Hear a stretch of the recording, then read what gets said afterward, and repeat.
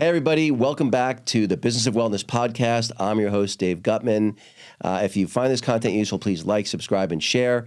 Really excited for my guest today, Shawn Finnegan. See if I get all this right. Entrepreneur, motivational speaker, ex-Navy guy, former fitness model, cancer survivor, and inventor. So that's like, I'm feeling like I'm lazy.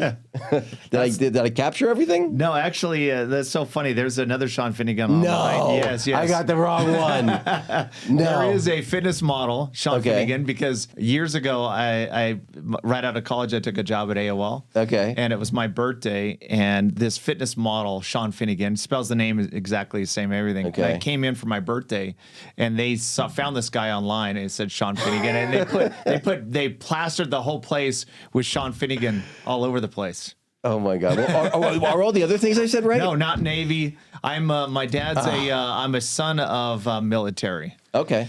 So my dad was a military guy through and through, but that's my only tie to military as well. But everything else is right. Okay, good. Yeah. Okay, my God, the internet. So, let's, if you don't mind, starting back a little bit. What did your folks do? Did you have siblings? Like, how did you sort of move towards the fitness and sort of the entrepreneurial, realm? What drove you there? Yeah. So my dad was a bookstore manager and military guy. So we didn't have hardly any money growing up. 5 kids, trying to raise 5 kids. Wow. On a bookstore manager pay and getting some military money was very difficult. So my mom is an immigrant from Scotland, side hustle, butt kicking mom. And so we started multiple businesses, including preschools. And if I wanted allowance, I was going door to door selling stuff, So I sold pencils, candy, all sorts of stuff. And ultimately, I decided to start my first business in 2009. If anyone watching this or understands, that was a Great Depression. Almost, it was a recession, really bad times. The crash in 2008, basically, yeah. So 2008 was horrible, and then 2009, it was the repercussions from all that, and that was the first year I decided to start my business and venture out on my own. So, actually, if you don't mind, before we get into that, your first entrepreneurial venture, like, did you go to college? Did did you go the more traditional path, or did you take a different route? Yeah, so I went to college, got you trained your whole life to go through school and then get a job, and I did that path, and I worked for AOL Time Warner back in the day. This is dinosaur age. Back when we used to send the discs. Yeah, the dial-up. Yeah. The handshake stuff back in the day. So those discs we'd send to, they were everywhere. Millions of houses. And that I was there during that time. That was like the internet bubble. And I took that job right out of college and worked there for several years. So that'd be decent training, though, I would think, because AOL was super high growth at that point. Fast, high growth. I went down to Arizona. Steve Case was their CEO, right? Steve Case was one of my original mentors. Wow. I was just an underling. I was a manager, but under Steve Case, and he was incredible, visionary, and ultimately he exited that business at the right time. You actually had exposure to him? Yeah. So he would come out and he would train and he would teach in these big all-group meetings. And, wonderful. Yeah, incredible visionary for his time. And knew how to get out at the right time. Yes, he did. He knew those valuations were absolutely nuts, kind of like what we're seeing in AI now. Right. The valuations for the internet bubble were massive. Like some websites were 1,000 times or literally revenue and made no sense. I had a friend from business school. He was the number 4 person at, I think it was pets.com. Literally all they had was the URL, pets.com. And they raised, I was something stupid, like 20 million at a pre-money of 100 million. Yeah. They literally had a coming soon page. Yes. That was it. Right. And the funny part is the only person who made money, I think there were 3 co-founders. My friend was number 4. He wasn't a co-founder. He was the first person who wasn't a founder to join. One of the original 3 founders, I think he was nuts. And the VCs demanded they buy him out. So they bought him out for like $3 million or something. He's the only one who made any money. Right. Yeah. He was the crazy guy. Yeah. The crazy guy who also knew how to get out at the right time. Yeah. Right. That was during that time. And so it was nuts. So he exited at that. But it was the fiery furnace training for me, because I went from out of college to managing 40, 50 people, and then ultimately went to Tucson and started up their center. You talk about fast growth. I hired 500 people within a 6-month period of time. So it was just constant.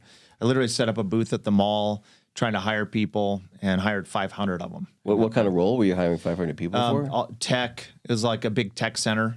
And so Wow. these are all tech people I'm looking for, younger, 18 to 25-year-olds in tech, trying to recruit. Wow. So you learned by fire. Well, all right. So you've got that nice crucible to learn some skills sir. in. And then 2009, maybe not the best economy. What's the business you decide you're going to start? So it's going to be a live events business. So I'm going to go out and do promotions and market incredible thought leaders, put them on stages, sell tickets. That was the business. At the time, I didn't have an office, so I was going to a sandwich shop. I had a laptop in front of me, and I was putting all my projections in. According to the laptop, I'd become a multi-millionaire. It's like a spreadsheet millionaire walking around at the time. Right. That was my first kind of excitement getting into business. And now, were you self-funding it? Did you bring in investors? Did you hire a team? Yeah, so I basically was bootstrapping it with very limited money and savings at the time. So I realized at this point, hey, I can't do this myself. I need to go raise funds. And so for the first time in my life, I have to go raise money. And I met with about 70 investors. And many of them were like the Tommy Boy moment where it was crash and burn. Is like just absolute Tommy Boy, I love that destroyed. reference. Like, Right. I wonder what happened. I still remember my first yes. I was like getting ready to go up, just like on that show, and walk out. And the guy said, yeah, I'm in. I'll do that. And I'll wire you $250 on Monday. And I was like, 250 grand on Monday? Done. I was like, I don't even know how to do it. I was like, I got to make sure I have my account set up. I got to make sure this is good. So I raised 1.5 over the next 6 months for the business. Wow. So about 23 of them gave me 1.5 million in cash. So what was the thing that was different, if for that first guy who said yes?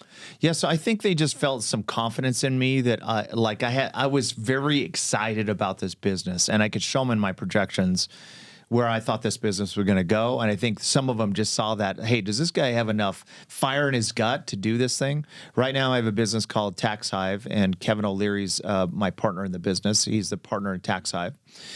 And Kevin just says, if they're walking down the funnel at Shark Tank, they're looking primarily, does this entrepreneur have staying power? Can they actually, because they know there's going to be problems. There's going to be tons of problems. They've already had problems. Can they actually weather the storm and make it as an entrepreneur? And I think some people saw that in me. Do you think entrepreneurs, that someone has to be born an entrepreneur, or do you think you can become one? So in my case, I felt like I was almost forced into it. I had a high income W-2, and then I went to go into the market, and there wasn't that available. And I had a certain lifestyle I was used to. So I felt like out of necessity, I had to start my own business, right? And I think it comes in all shapes and sizes. Some are entrepreneurs, some are solopreneurs, some are, but for me, I always had that kind of burning in my gut. And when you talked about our kids earlier, like as a little kid, I didn't want to be a spaceman. I wanted to be a business guy. From a little teeny kid, I wanted to be an empire builder, So I always have that fire in my gut for it. Where do you think that came from? Because, like you said, your dad was a bookstore manager, and so, much more laid back, probably a bit of a bookworm, I would imagine. Exactly how you would picture a bookstore manager. Right. Yeah.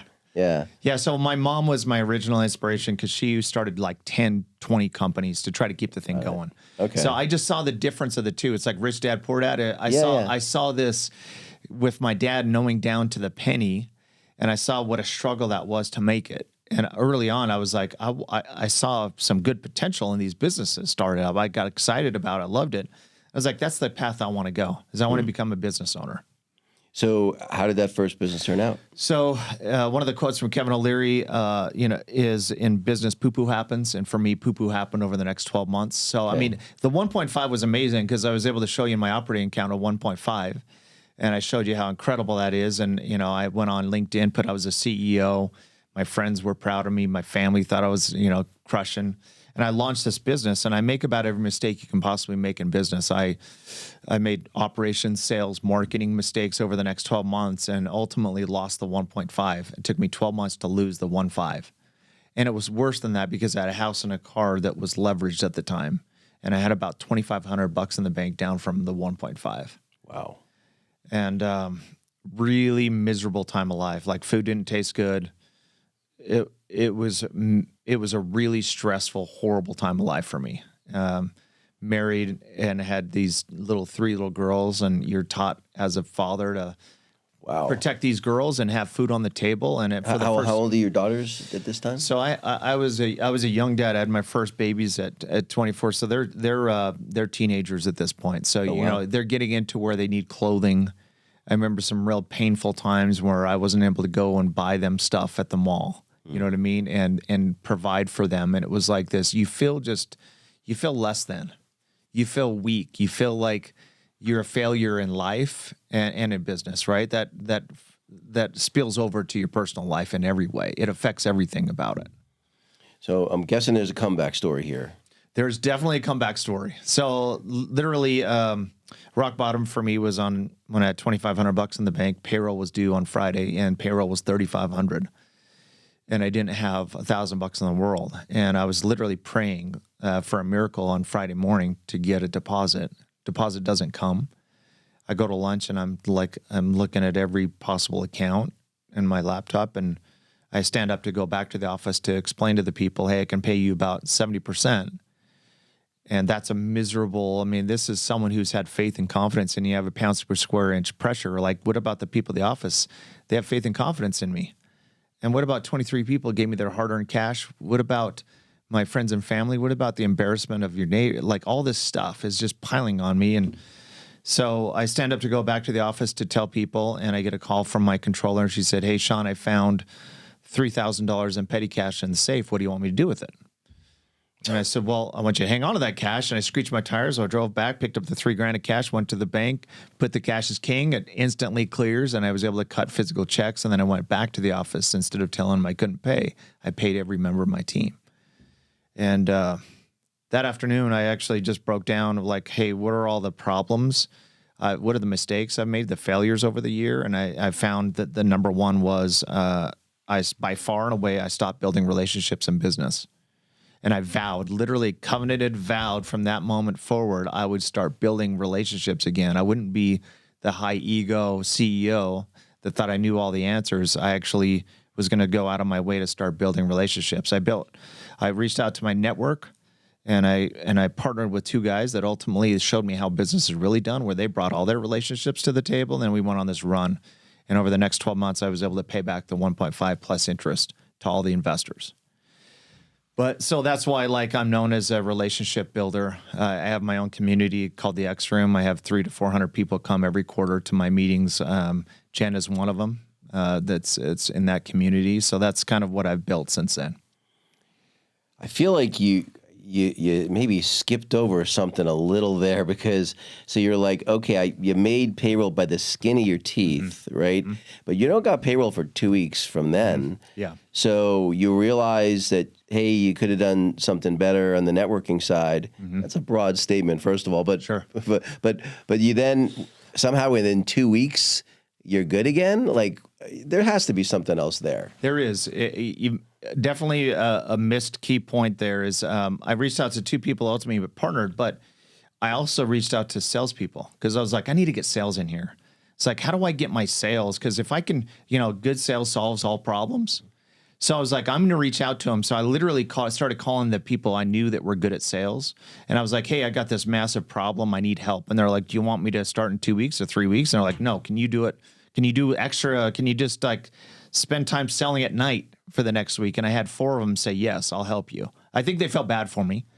But I remember on Wednesday the next week, I had a 4th. Yeah. What was the so? Yeah. Desperation doesn't usually sell well. Sure. Right. Uh-huh. So just give me a couple of bullet points. Like, what are you saying to these salespeople you meet? These are not people you already had a relationship with, or was it? I did. I knew they. Oh, you already knew them. Okay. I did know these, but what the greatest motivation was, hey, they can actually make money as a salesperson because I had really good leads. I had really good people for them to talk to. Okay. But I wasn't getting good sales. So my pitch was, hey, I have incredible people for you to talk to. Just recently attended an event for me. You can call them up and bring in revenue in a short period of time. They're like, okay, that sounds good. I've got the Glengarry Glen Rossery leads for you here. Yes, exactly. Yeah. Come call them. And literally our first sale was on Wednesday, and I felt like the heavens were open and angels delivered $4,000 in sales for me that day, which meant I made payroll that week. Wow. It's like, oh, at least I got that pressure relieved so I can make payroll this week. And then those sales started kind of stacking on to kind of limp until I could get this thing going. So So I'm curious about a couple of things, well, about a whole bunch of things, but a couple of top of mind. So one, so you already mentioned one, you weren't focused enough on sales. You clearly weren't focused enough on relationships. But maybe what are other 2 or 3 other bullet points of the things you really feel like you missed in those first 12 months that you just got wrong, that really were the things that made the ship, kind of steer off? Yeah. So one of them is I just didn't like, in order to put on a live event, there is so many moving parts. You have to have everything operational really tight. If you've been a promoter, you've gone through this stuff, you realize you go to any event, you might take it for granted as you see the event. You're like, oh, this is just came together real. There's 1,000 things they did to make that event happen. I didn't have those things in order. I'll give you an example. My first event was with David Bach, the Automatic Millionaire, best-selling author. I paid him $70,000 to speak at the event. So I lined up everything. My marketing was direct mail. And so I sent out a lot of direct mail with invitations to attend the event. I'm excited. We're all stoked. Well, that direct mail is out there being delivered, and a hurricane hits and delays my mail for 2 weeks. The event is in a week. Oh, God. So imagine you're not seeing any registrations come in, and you have enough registrations that should have 500 people in the room that you've spent a lot of money on to get in the room. Right. I've booked the venue at tens of thousands of dollars. I'm paying him $70,000. I'm the high-flying CEO that's supposed to be an incredible promoter. Here the event happens. I have the room set for 500. There's 30 people in the room. Oh, my God. And out of the corner of my eye, I see him pull up in a limousine. And I'm like, now, how does he feel that he had faith and confidence in me that he's going to speak to a big, massive, awesome energy crowd? There's 30 people in the room. Wow. I felt like disappearing, right? Imagine. So there's a string of those. I could, like everything. Well, so for you to be able to like it's interesting to me, and I'm just curious the thought process. Like you had that million, was it $1.5 million or $1.25 million? $1.5 million. $1.5 million. So you had $1.5 million. So you had 12 months where you were chipping away at that. Yeah. 6 months in, 8 months in, you weren't thinking, the account keeps getting down. Like why was it? If you don't mind me asking, like why was it not till like you were at rock bottom, like you can't make payroll before you maybe reevaluated things? It's a great point. Hindsight is like, it was definitely a Did you know it was bad and you just didn't want to look? No, I think I'm an optimistic person. I think generally, I think anyone in that position of a failing business, you're at the same time, you're like, oh, well, this is going to turn. And you have certain glimmers of hope because you're like, this event was amazing. If I could just do this event more often, then this is going to turn around for us. And I'm much more of an optimist. So I'm like, hey, we can get this thing and turn it because we have something, proof of concept in here that's working. Proof of concept doesn't continue to work and it keeps going down. So then you're like, you're hoping that you can find something else to turn it. But yeah, definitely hindsight, you're like, I mean, if I would have known that it was going to go through that, I would have cut it a lot earlier and try to retool everything instead of going through the grind for the next. Literally, imagine seeing that 1.5 just slowly disappear. Right. It is painful, scary moments. And so things turned around, but how long did it take until things were good? It took me 12 months to pay off all the original investors back. And then we went on this crazy run of like 10 years of great business and had success and most incredible 10 years of my life. Wow. Yeah. So it was happening pretty quick because immediately when I partnered with those two, I saw what actually really business is. They're like, oh, these guys have incredible data. They have a call center that they can come in and they can call our customers. And this one, like you just see how, there's no such thing as self-made. Yeah. Someone uses that's successful in business. They use the relationship to help scale their company. Right. So those two gentlemen you mentioned, did you know them before, or how did you get connected to them, and why were you like? What was the light bulb that went off to be like, oh, these are the two guys who can help me move my business forward? Yeah, so like a lot of people, I'm a networker, so a lot of people say, hey, where do I start? Well, there's hundreds or thousands of people sitting in your phone that you've planted a seed with. So I was like, hey, who can I partner with? So I made it old school. I sat down and I said, who should buy my product? And I made a list on a spreadsheet. Who could also be my partner and help me scale this company? And I made a very short list of that. And at the two people at the top of that list were the ones I ultimately partnered with. And I literally reached out to them and I went to lunch on the next Tuesday with them. and I unpacked all my stuff to them, and something they saw in me said, hey, yeah, ultimately, and then we did tests together and they ultimately partnered. But just start with your contacts. I mean, there's incredible gold in those hills, right? Right. Yeah. Wow. It's an amazing story. Well, so again, you don't have to talk about anything you don't feel like comfortable talking about, but that's a lot of upheaval. You're married at the time. I mean, how did it affect, things at home with your kids? I would imagine, I have a 25-year-old daughter, and I know when she was in her teenage years, she would cut me negative slack. Yeah. So I can only imagine having you must have been getting it from both barrels. Yep. What was that like? And Fortunately, still married. And congratulations. That's I'm a girl daddy, so I have 3 girls, and at the time it was very stressful because I remember when my wife at the time's like, hey, Bob down the street, he's getting a salary, and he's he's got benefits, and he works 40 hours a week, and you get all these pressures as an entrepreneur to try to conform and go back to what's comfortable. And I could have done that very easily, but it was like I felt like I'd taken this path and I wasn't turning back. I wasn't quitting. But it was also very difficult for my family and my daughters to go without, and to just see their dad as a stressful dad, and like going through that was really, it was really the whole team. It was the whole group that was going through it, not just me. And were you fairly transparent with your daughters about what the situation was, or because that's got to be difficult? Yeah, I remember took my daughter to like a play, the Big Blue House, and that was like, it was like all my disposable income to get her there. And then I remember walking her out, and there was like really cool things that she could buy and she wanted to. And I had to tell her that I couldn't buy it.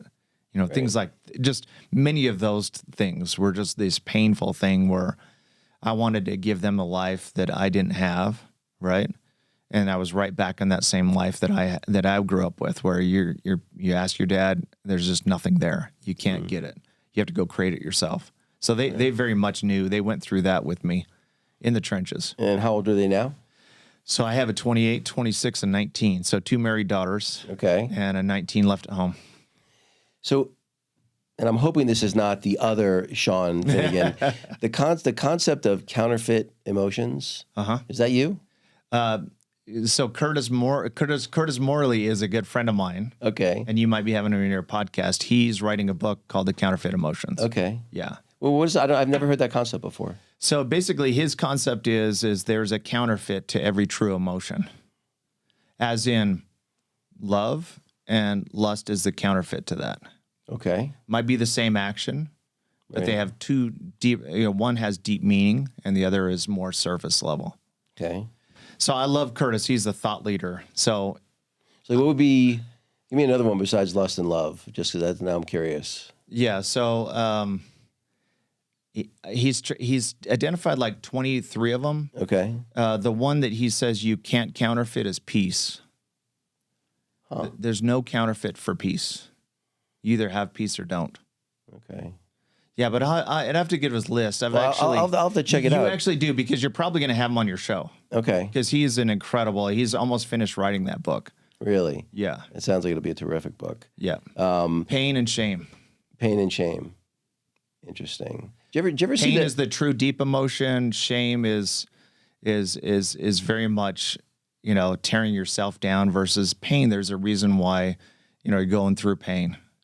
God or whatever it is that you're actually learning and growing from the pain. It's like what we do in life versus shame. Have you ever seen the Brené Brown TED Talk, the authenticity and vulnerability one? Yes. My all-time favorite. I love that one all too. All the TEDx's. Love it. TED Talks. Yeah. It's like, and you clearly, there's no doubt in my mind, you're a very authentic guy, but it's a rare thing. It's weird that it's as rare as it is. Mm-hmm. I mean, is that your experience too? 100%. Like a lot of people wear masks, right? They want to portray a certain image. And like one of my favorite books is a book called Wild at Heart, and it's a non-denominational Christian book, and it's about, one of the examples he shares is 2 guys meet at church, and one guy's like, "Oh, hey, how's it going?" He's like, "Oh, life's good, man. God's so great." And this one's like, "Oh, it's never been better." And they do this surface level talk, but this guy's actually struggling with his daughter, going through drug issues. This guy's having marital problems. Mm-hmm.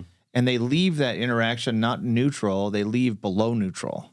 They leave worse off because now they feel more guilty that they feel like they're the only one, versus if they were actually real and talked about what was going on, they might get some good advice from each other, and there's a better understanding, and it's a deeper relationship. So I try to meet people. I try to take them. I try not to wear a mask on it with anything. Yeah, it's funny. Years and years ago, I think I was 24, and I dated this girl, and she was a professional interrogator. It was literally her career. You could not lie to her about anything. Like, did my ass look fat in these jeans? Like, I wouldn't even say anything. And she's like, "You're lying." I'm like, "I didn't say anything yet." Right. She's like, "You were gonna lie." Yes. She's right. I was gonna lie.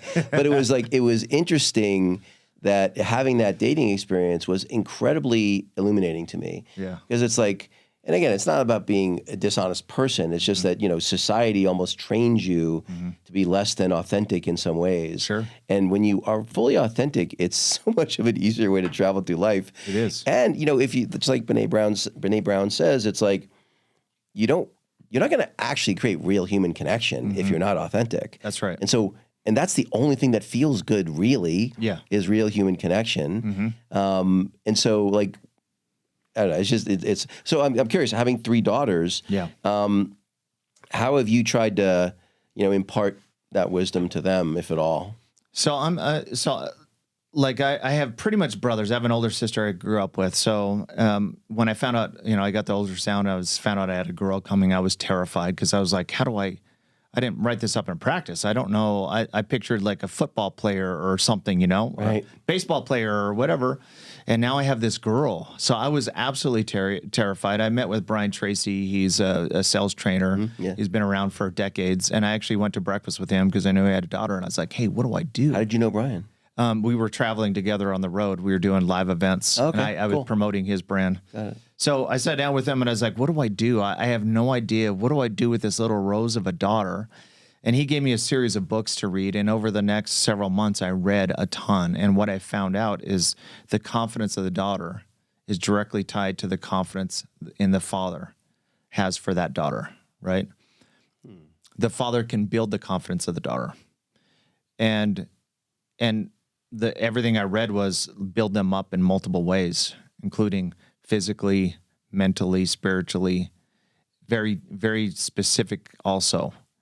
And I made a goal then and there that I was going to build these daughters up. I was going to put the armor on. And because I know when they go out into the world, you're going to get rejection. There's mean boys, there's mean girls. Right. But at home, I was going to build them up and I wasn't going to tear them down. And in my experience, I have friends that as fathers, that's what they do is they feel like to make this girl strong, I got to tear them down and I got to get them down to like, and so I have a guy I know, he's never said one nice thing to his daughter. What? Yeah. So of course his daughter, I can't even imagine. His daughter has father issues because she's never gotten approval from him. Right. And so that's what I did growing up is every single day I was like, sweetie, when you walk in the room and you smile, you light up this whole room physically. Your smile is so beautiful, that kind of stuff. Or when they're doing art, what do you specifically notice about their art? So I did this growing up and that's how I've raised my daughters. And now they're great. They're confident and they're amazing 3 girls.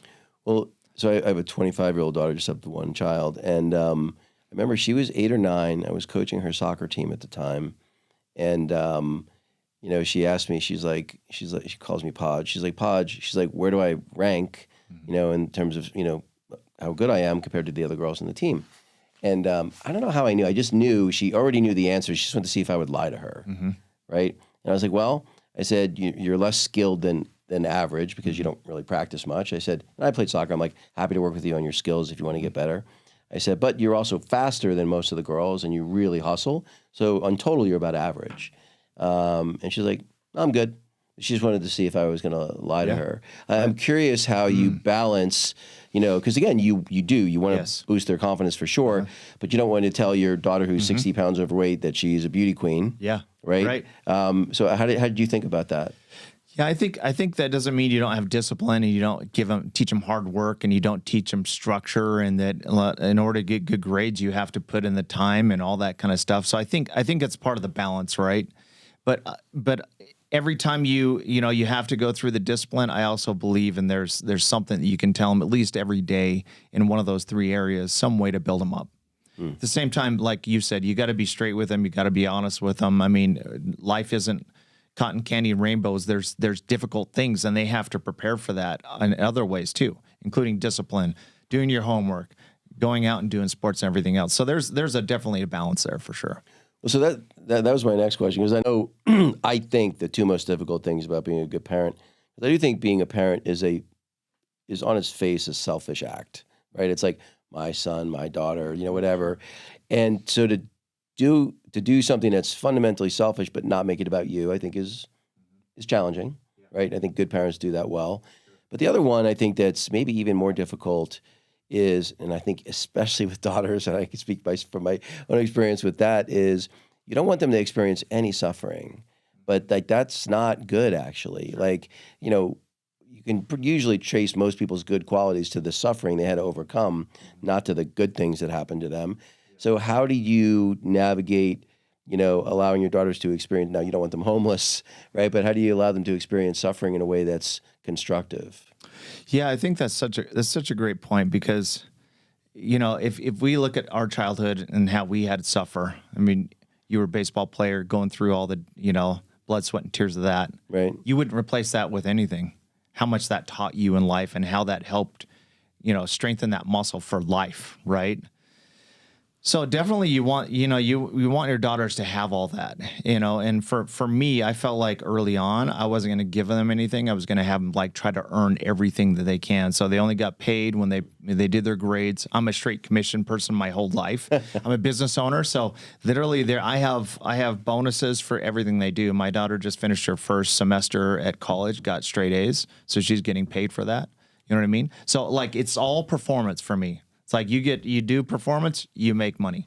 And I feel like that's the best way to award, because you're trying to prepare them for when the real life happens. If you don't go out and perform in your job, you're not going to get paid, or you won't be there very long, right?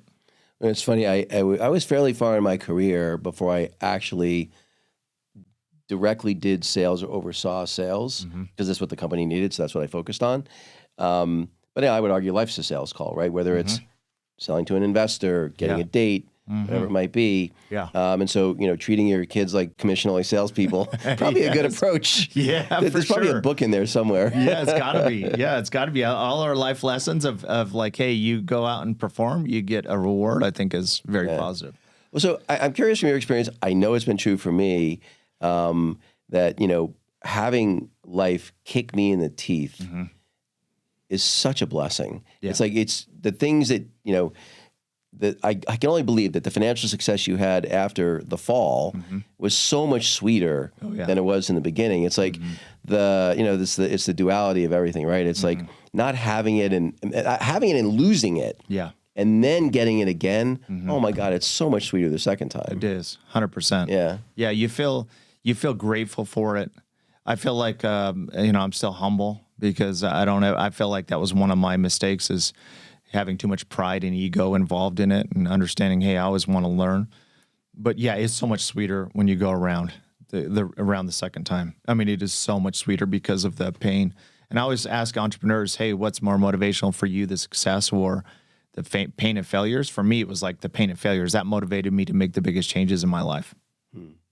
So when you think about, because to me, ego and humility are really interesting to me. Like you can't, especially as an entrepreneur, you can't be without ego. But if your ego controls you, it's very problematic. And so, and again, it's unfortunately something I've only come to here in the last few years, is understanding, like for me, the two most important criteria I look for, if it's someone I'm going to do business with or someone I'm going to hire for some purpose, is they have to have humility and they have to be curious by nature. If they don't have both of those qualities, I'll usually take a pass. Yeah. And I'm curious how you view those, and maybe other qualities that you really look for, whether it's someone you're going to do business with or maybe someone who you're going to work directly with. Yeah, I think it's so smart. So I work, I'm around very successful people, like super affluent.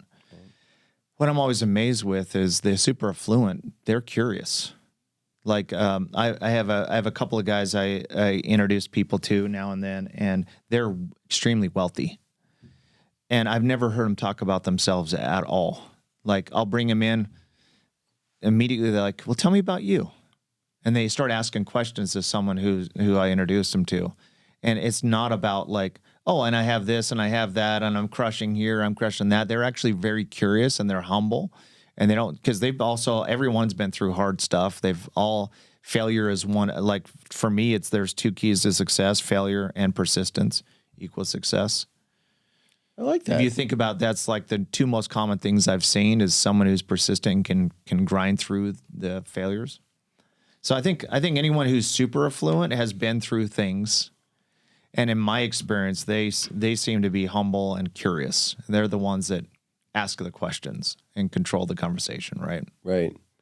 So now, by the nature of what you do, and having a lot of, I'm sure you, just like you were saying, you've had a lot of very famous, very well-known people, and when I mostly, not all, I have people like Jen and other people like some successful women I've had on my podcast as well, but it's more predominantly male, very successful guys, high 8 figures, 9 figures, even occasionally, billionaires.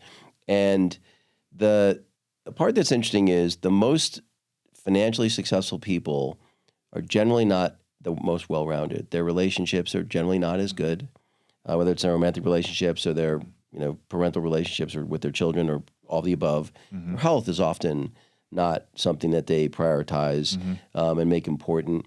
But the part that's interesting to me is it does seem to me, in my experience, the single biggest blind spot by galaxies is their romantic relationships with women. And so just because I know you travel in those circles, what's your experience in that realm, and why do you think that is?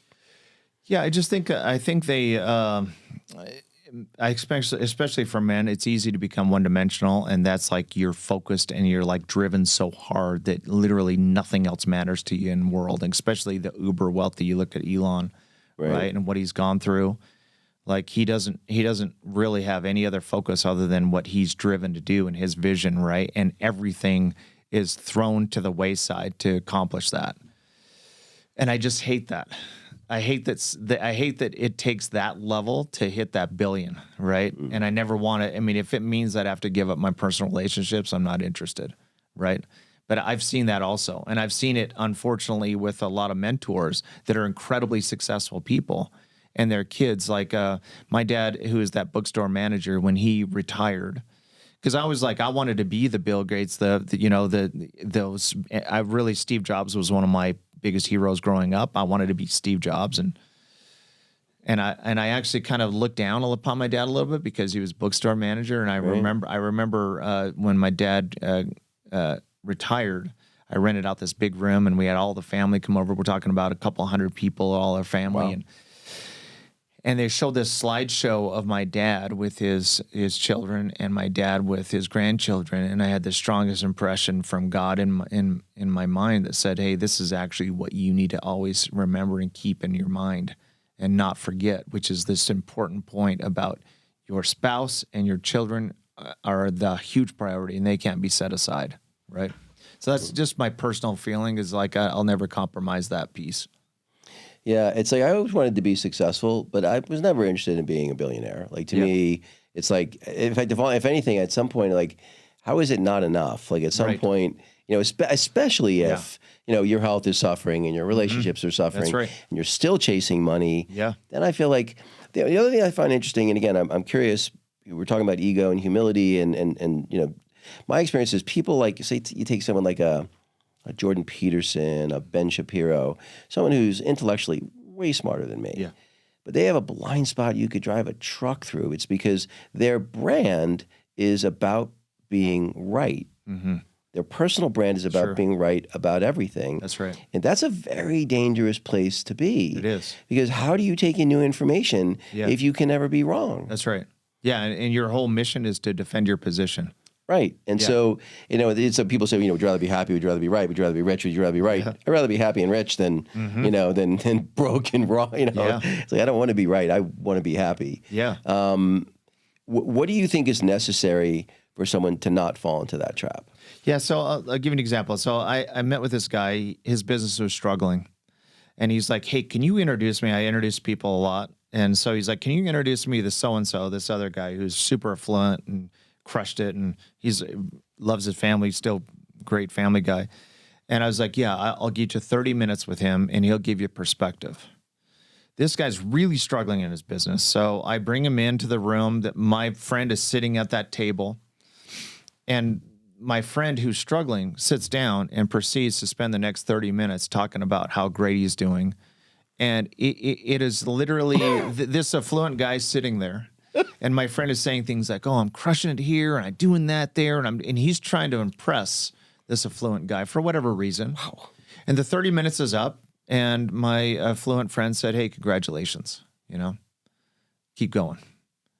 As opposed to, had he actually been real with him and he talked about his problems, he would have gotten an incredible perspective, like amazing perspective. So I just think we get in the way of ourselves, right? Instead of like you like talk about curiosity and being humble still and just being teachable, being a student of leadership always. Like every opportunity you can, learn from someone because you're only going to better yourself, but you have to meet people with exactly where you are and get the right advice. Have you ever heard of there's this Indian mystic, his name is Gurudev Sri Ravi Shankar. I don't think so. I'd never heard of him, but he's like a Gurudev. So he's like a Sadhguru kind of guy. Yeah. He's presented to over 800 million people. He has something called the Art of Living. It's like a meditation and breathwork practice, and they're in like 180 countries. Amazing. Anyway, so my team had gotten me. It was funny. They said, "Hey, we've gotten you an audience with him." I'd never heard of him either. Right? I'm like, what do you mean an audience? Like, I don't know what that means. Wow. Say you'll get to meet him for like 8 to 10 minutes. Just the two of you. I was like, okay. And I said, why am I doing this? Right. And they said, well, if it goes well, then you might be able to, his nephew, I guess, is the new face of it. And hopefully we'll get him on your podcast or whatever. Anyway, so I was living in Miami at the time. So I drive up to Orlando where he was, for this event. And I'd never experienced anything like this. So basically I have to meet with his handler first and watch a video and talk about what I'm allowed to say or do or whatever, and like the protocol and stuff like that. Then we're invited up to the suite. And then, there's this whole thing. Wow. Anyway, so I said to him, I'm allowed to ask questions, right? Like if I'm going to get in front of this India's mystic, guy, like I don't want to ask him, if you remember the old movie, Finding Forrester, I don't want to ask a soup question. Sure. Yeah. That's right. So anyway, I said to him, what do you think is the right, goal? Happiness, peace, or contentment? And he said, well, of those three, I would say peace. He said, but really what you should be seeking is enlightenment. And then I said, okay. I said, well, I'm curious how you think about gratitude as it relates to either peace or enlightenment. And his answer stopped me in my tracks. He said, happiness is a very me-centric concept. I'm grateful, I'm grateful for my success, my family, my whatever. We all do. Yep. Yeah, me, right? He said, when you're enlightened, and he goes, then gratitude is automatic. And I was like, I never thought of gratitude as a selfish thing. And not he said, not to say gratitude is bad. He goes, it's not. He said, but just understand it's a very me-centric lens to see the world through. And I was like, oh, wow, it really kind of like a cold bucket of water in the face. I'm like, I'm not quite sure what to do with that, but there's probably some deep stuff in there. Right. I'm still noodling on it, to be honest. But in your experience, because you actually wanted to seek to understand, as opposed to you could have sat down with them and talked about all the great things you're doing, right, and gotten literally no value out of it. It was funny, the guy who's the handler. So talk about weird. I don't believe in coincidences anymore. Right. So the guy who was his handler, I had already decided I was going to be moving out to Arizona. I have an older brother that lives out there. He was having some health issues. And so I was moving out there for that purpose primarily. And so anyway, so the handler, I'm like, oh, we're just making small talk. He's like, where do you live? He's like, oh, I live in Gilbert, Arizona. My brother lives in Gilbert, Arizona. I just decided I was moving to Arizona. He lives 4 miles down the street from my brother. Yeah. In fact, just this past weekend, he was so generous. He basically took my brother and I together. He basically did like a private. He's been doing meditation and breathwork for 20 years. He's one of his disciples, basically. Jeez. And he basically took us through, and it was amazing. Wow. So grateful. Honestly, I don't believe in coincidences anymore, which, not a coincidence that you and I met. Yeah, for sure. So, well, so, tell me, how do you think about, your daughters are older now, right? Yep. So, do you feel like my job is done now for the most part? Or, because it's funny, my daughter's 25 now, so maybe just a little bit younger than your two oldest, I think.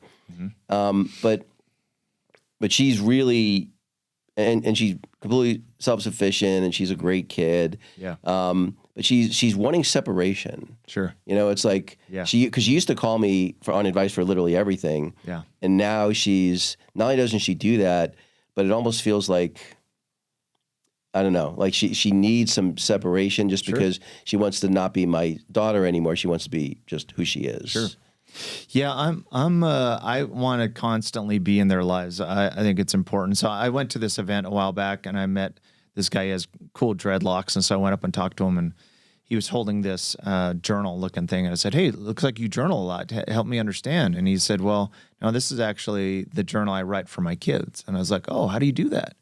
And he said he actually he tries to do it every day. I do this now since I try to do it every week because we're removed. Like your daughter's busy, you're busy, you're on the, especially dads. And so he said what he does is he sits down and by hand, he writes a full page on his journal about his daughter and his son. And then he actually takes the page out and gives it to them so they can see their dad actually took the time to write by hand to their daughter, his daughter or son. So I was like, that's something. So he actually sent me a journal. And so ever since then, I have a journal, and I'll sit down, and everything I've been thinking about my daughter for the week, all three of them, is I'll spend a whole page, and I'll just write down specific things I've noticed about them, and then I take a picture of that page and send it to them. And then they know their dad is thinking about them, and it's very specific, detailed feedback on how I'm feeling about them or what I've noticed they've been doing.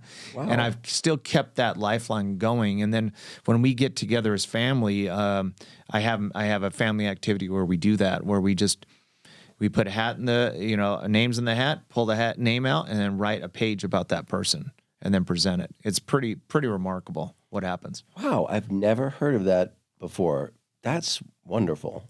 Huh. I may borrow that. You should try that out. Yeah. So send her a handwritten in this day and age of digital technology and texting and everything. It's like, no, you're going to send her a letter. Full page letter to your daughter, everything you've noticed about her.